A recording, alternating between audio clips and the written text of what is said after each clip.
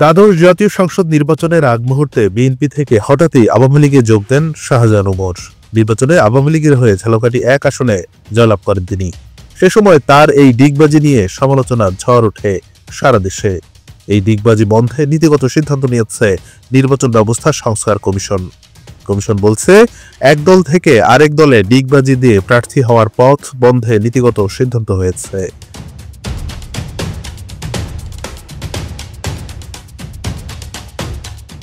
দলীয় প্রার্থী হিসেবে মনোনয়ন পেতে অন্তত 3 বছর দলের সদস্যপদ থাকার প্রস্তাব করা হচ্ছে। পাশাপাশি না ভোটের বিধান ফিরিয়ে আনার বিষয়ে নীতিগত সিদ্ধান্ত হয়েছে।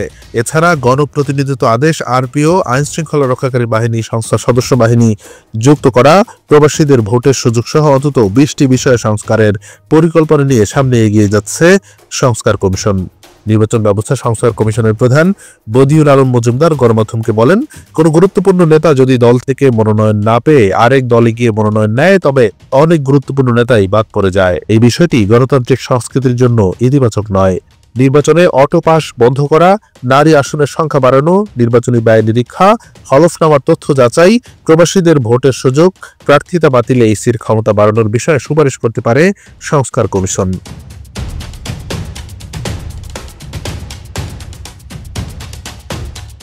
নির্বাচনে অটো পাস বন্ধ করা, নারী আসনের সংখ্যা বাড়ানো, নির্বাচনী ব্যয় নিরীক্ষা, হলফনামার তথ্য যাচাই, প্রবাসীদের ভোটের সুযোগ, প্রার্থিতা বাতিলে ইসির ক্ষমতা বাড়ানোর বিষয়ে সুপারিশ করতে পারে সংস্কার কমিশন। বদিউল আলম মজুমদার বলেন, না ভোটের পক্ষে অনেক জনমত আছে। না ভোট থাকলে 2014 সালের কলঙ্কজনক নির্বাচন হতো না। 153 জন বিনা ভোটে নির্বাচিত হতে পারত না। না ভোট যদি আসে, তাহলে বিনা প্রতিদ্বন্দ্বিতায় কারো নির্বাচিত হওয়ার সুযোগ থাকবে না। আরপিওতে আইন শৃঙ্খলা রক্ষাকারী বাহিনীর সংজ্ঞায় সশস্ত্র বাহিনী যুক্ত করার বিষয়ে নীতিগত সিদ্ধান্ত নিয়েছে কমিশন। এ নিয়ে বদিউল আলম মজুমদার বলেন, ডক্টর শামসুল হুদা কমিশনের সময় এ নিয়ে একটা অচল অবস্থার সৃষ্টি হয়েছিল।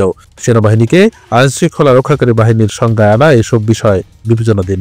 নির্বাচন ব্যবস্থা সংস্কারের সুপারিশগুলো চলতি মাসেই জমা দেওয়ার কথা রয়েছে, যা ভবিষ্যতের নির্বাচনী প্রক্রিয়াকে আরও সুষ্ঠু ও নিরপেক্ষ করার লক্ষ্যে গুরুত্বপূর্ণ পদক্ষেপ হতে পারে। Anwar Hossain, media archive.